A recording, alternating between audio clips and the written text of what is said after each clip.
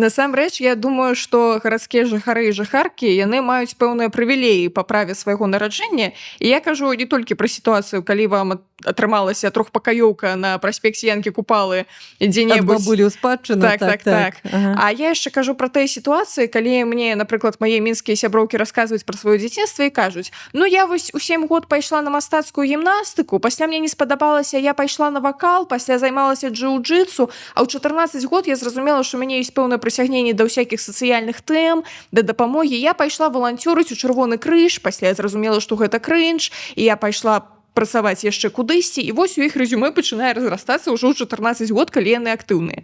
Я ў свае 14 год магла пайсці ў Бераставіцкі раённы дом культуры і сказаць: а можна я у вас тут пайграю паўлінку? А мне маглі сказаць: не, дзевачка, тут ужо ўсе палінкі занятыя. Ну, у мяне ў Клецку было прыкладна як у цябе ў Бераставіцы. У мяне была музычная школа, і гэта адзіная крыніца культуры, которая была мне дасяжна.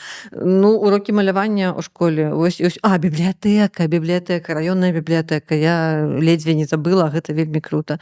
Ну, апроч музычнай школы нічога ў мяне не было. Мы з сяброўкай хадзілі на этюды. Это я зараз такое слово ведаю. А тады мы просто бралі лісціку клетачку, аловак і ішлі на возера, і малявалі. Там у нас была млын такі стаяў, вось гістарычны, потым яго спалілі.